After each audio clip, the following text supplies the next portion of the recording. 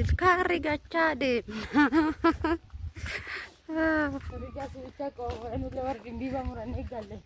Mee mul'attu maa deemta reeti?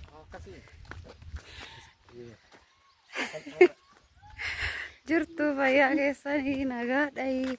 Nagaa taatanii har'a akkanatti bashannansiisaa jira adde Mastuuyi. Isiniin jennaan bashannanaa irraa mee koottaa har'a iddoo oolu waliin laalla. Fataa wajjin jennaan. Sana wajjin jennaan. Isiniin jennaan mee nagaa gaafadhu. Ashoo harka fuunii kabajamtoonni hordoftoonni maatii hinaan tooftaatan hundi keessanuu akkam maatii keetirree maqaadha. Maatii Mastuutu ishee rakkoo qabu nagaa jirtu nagaa keenya jirre galata waaqayyo. Kun magaalaa fallaa keessa shirri jechaa jira galata waaqayyo. Shirri har'a eessan dhaqu eddiinaan jechaa jirti. Maal ta'e kun gadootti tinuma naan deemtu namni bajaaji malee nama ajajaa shillukumaan na ofaarti. Lafa wani gisee tokko barbaachisaadha. Ispoortii hojjechaa irraa shiin kun nama ispoortii hojjennu fakkaata. Ispoortii hojjechaa irraa dhufaan tura.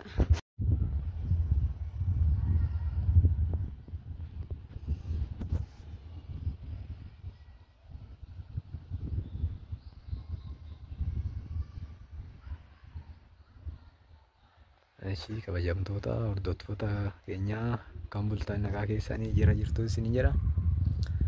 Kunoo akkanatti haadha miliyoonii fi Mastuun jechuudha. Akkanattaan kunoo guursisaara kunoo bakka iddoo bashannanaa wayii geechee waa guurrannadhanii waan nyaatan hojjetan kunoo akkatti keessa deemanii bashannanaaf illee kunoo akkatti nu guuraa yeroo nu daawwadhaa jechuu barbaade ta'an kana fakkaata. Akkana jira jechuudha kunis magaalaa Asallaa keessatti.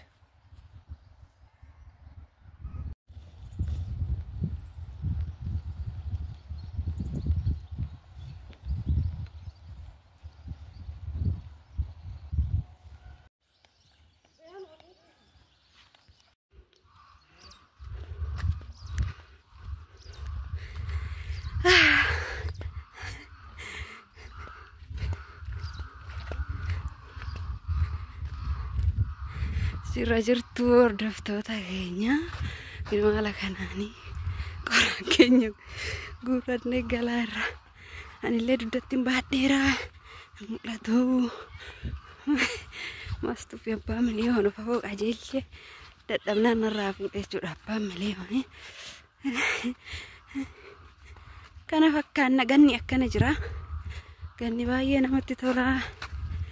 Sinin jechuu jaallanna qe'ee keenya geenye amma immoo Mastuun mana ajjeeseera. Akkas qoricha ishiiti. Akka warra ganna arabaa galu qoraan fa'a guursisuu akka eelee fa'a dhaabsisuudha. Akkasi qorichi zeesaan itti oo'a malee hin qorrachiisa san booda.